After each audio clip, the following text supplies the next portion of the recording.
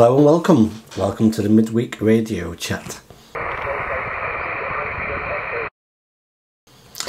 Okay, so this week I just want to make a quick video. I want to cover this weekend's activity with the 2 meter halo. I had a fantastic weekend with that.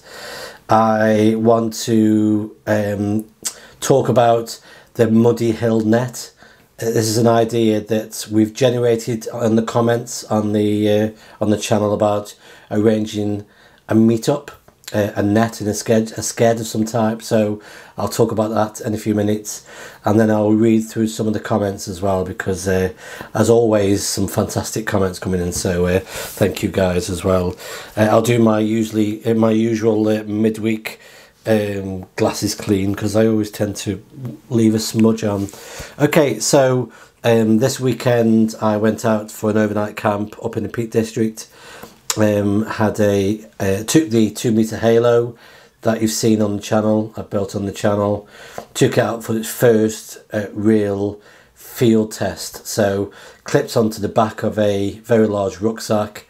I hiked up to a very high point on one of the trig points in the Peak District and operated SSB voice on 2 meters, and then also APRS as well on VHF, and had a real good experience of using the halo but also the APRS, and I've got a video of that's currently in edit at the moment. So there's a few videos that are all sort of linked together, looking at APRS, look at some of the features that's provided. They've actually found over this past couple of weeks, focusing on APRS, that there's actually quite a number of underused features which I think will be absolutely valuable for those people who like to get outdoors with the radio. So over the next couple of weeks there's going to be some videos coming out which dives a bit deeper into APRS, so please keep an eye out for them, because if you're interested in that mode, it's really it's worthwhile sticking with those videos and finding out what you can do. As I'm learning, I'm sharing what I'm learning with you, so dead good stuff. The 2 meter halo absolutely worked so well. I was so smug on Saturday with how well it worked. I put the halo on top of a fishing pole, placed that inside a trig point and operated around the trig point, and then eventually I had to put up a shelter because the weather closed in, but I managed quite a long QSO with one of the chaps I'll mention in a few minutes. It was good teamwork. There was 3 operators, myself and 2 others worked together to actually arrange this long distance contact on 2 meters. So I was really pleased with that one. So that video is coming out. I'll talk a bit more about that in a few minutes. Okay, the muddyhill net. It's the idea that we've been chatting about for a few weeks now about trying to meet up in the Peak District. So anybody that's living around the central part of the UK that wants to meet up, I'm looking at some dates over the next couple of months. I'm going to throw some dates out and some ideas, and then please in the comments we can talk a bit more about that. But I want to try and encourage people to go to my QRZ page, find my email address, and then email me, and I'll set up a WhatsApp group, and that way we can finalise some details. If you've not got a QRZ account, if you're a software listener, or you haven't got a QRZ then please tell me in the comments, and we'll try and hook up using YouTube, I think, somehow. I need to work out how to do that, but please get in touch with me via the QRZ page, and I'll set up a WhatsApp group. But the idea is that I want to look at arranging a meetup in the Peak District, and then having a pie and a pint or something. But then we go and actually go to certain. We go off to certain high points, maybe about 3 or 4 different high points. Some of them will be, you'd have to walk to get there. So like we've got a Shining Tour, we've got a few high points, and some high points we can, first people that want to drive can drive and park up. And my thinking is, this is just really rough thinking at the moment, is that we look at 2 meters and 2, 4 and 6 meters, and actually run these separate stations and actually get people to check in with each of the stations. And if somebody gets the full works, you know, if they get all 3 or 4 points on 2 meters, we'll give them a certificate or something. If they get all 3 or 4 stations on 2, 4 and 6, or, you know, we need to work out those details. But I like it so that we can have something like called the muddyhill net, where there's numerous stations working together, and people can actually, once they get the collection, where we can make up a template of a certificate and send that out. So please comment and follow me through QRZ, and we'll arrange some discussion on WhatsApp. So that's the idea. The dates I'm looking at, let me just get my calendar up on here. We're not looking at Easter weekend, so we're probably looking at the 28th, the 5th or the 12th of May. So 28th of April, the 5th or the 12th of May, we're looking at trying to arrange in the daytime between 11 and 3, something like that. Meet up at maybe at 11, set up for 12, run it till 3, something, run a 3-hour net or something. That's my initial thoughts. And then once we can arrange this kind of thing, then I'd like to arrange an overnighter, because it's a great campsite that I know that would probably accommodate a bunch of amateur radio folk, and maybe a trailer with a mast on it, you know, so that, you know, a temporary mast, and we could do some sort of overnight stuff. So we can arrange that later on, but that's my original thinking. So comments in or QRZ and we can start arranging that. I want to just go on to some comments, because that links us all together with, let's get all those up. Open web preview. Okay. Okay, so one of the comments is from Steve. Stephen, thanks for the QSO on 2 meters SSB last night. Best wishes from Stephen. So 2E0 PUT is a chap that was working portable on the Isle of Wight, and I was up in the Peak District, and we made a contact, and I was using an 817 with the Halo. So I was probably running about 3, 4, maybe 5 watts at the push. But we made a clear conversation. So that was a fantastic, fantastic contact I felt with the homemade Halo, and it was made possible because of another operator, Chris, Golf 8 Radio Bravo Whiskey. He heard me putting some CQ calls out, and he dropped a note onto Facebook saying that there's a chap up here in the Peak District putting some CQ calls out on 2 meters SSB. Let's see if we can try and arrange some DX for him.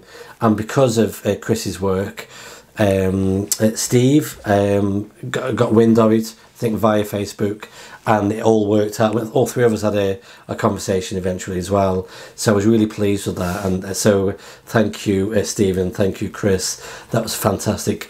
I've caught that on video, and that video is in edit, so that'll come out over the next couple of weeks as well, so keep an eye out for that one.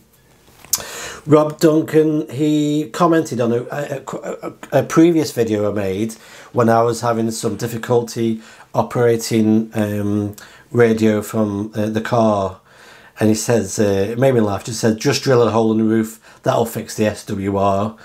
And they just made me laugh. That I know my car features quite a bit on my videos, and I wanted just to maybe just pay homage to the car.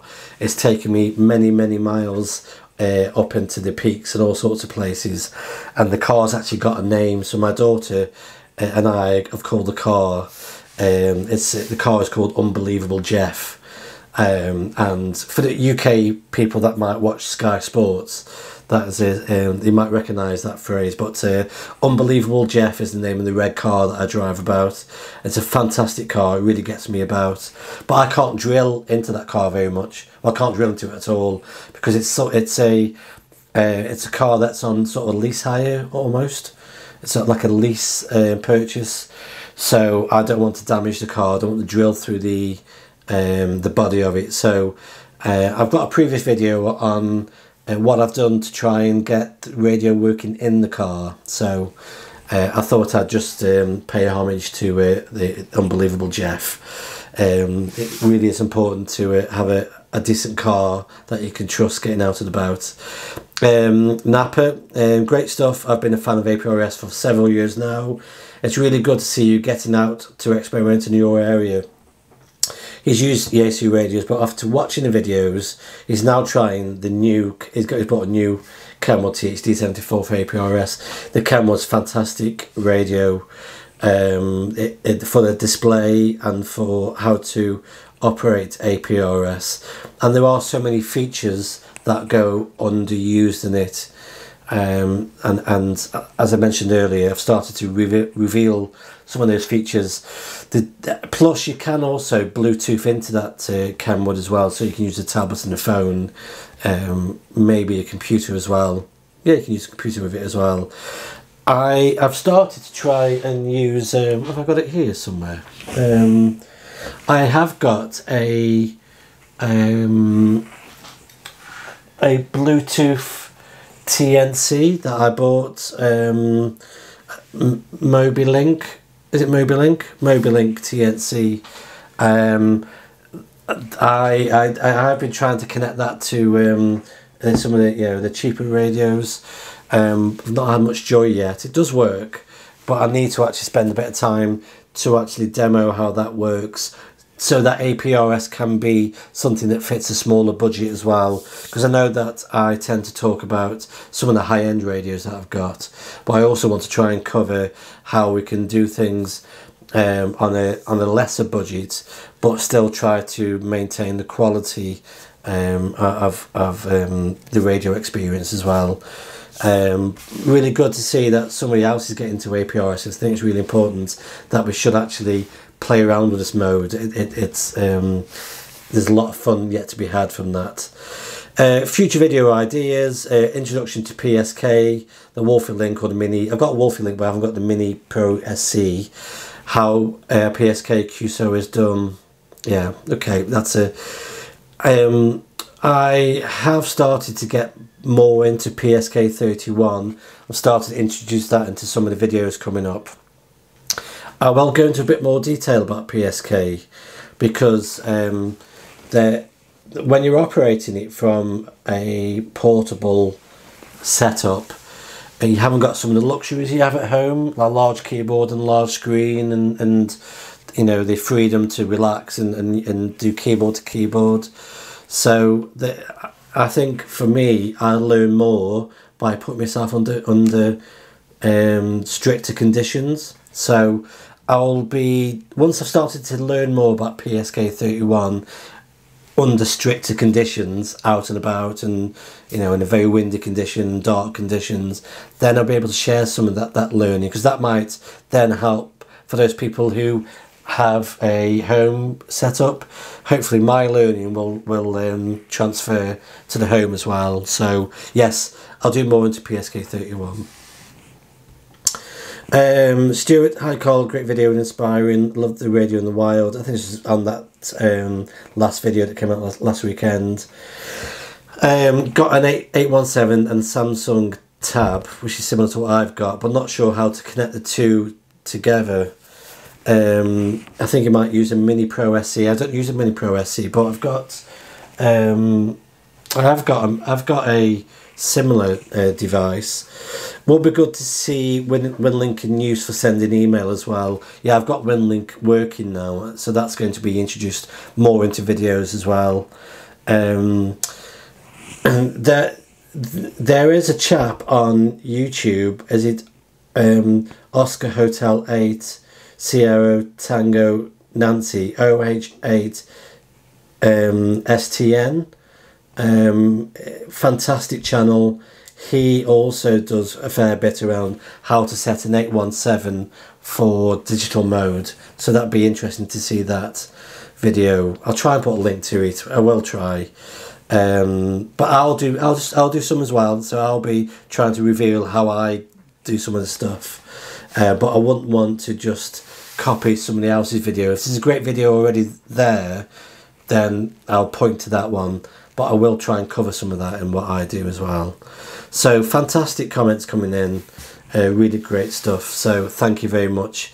If you are new to the channel, Wednesdays is my sort of quick chat to the camera, and at the weekends I try to put out my outdoors videos, and then if I've got an abundance of videos, if I've got quite a few in a pipeline, I've got a Friday slot where I'll drop in a Friday evening video, but a lot of this is under review at the moment.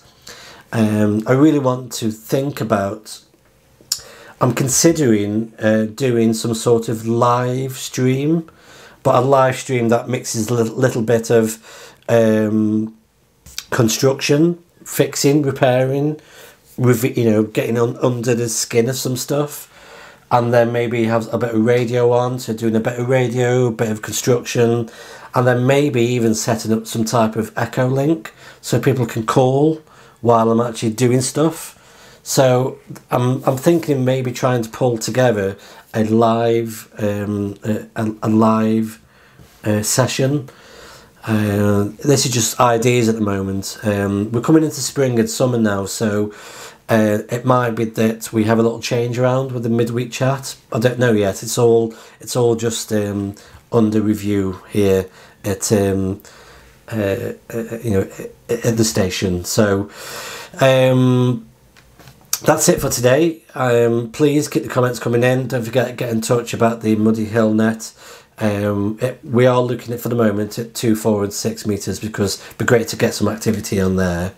And then maybe later on we can maybe look at some sort of 40 meter or something where we can bring in more people from wider areas as well. So let's just take one step at a time.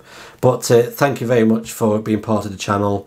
It's a great experience, and I hope that together we can develop the channel and make it really worthwhile. So thank you. I'm looking forward to the next video, and that's it for now. Bye bye.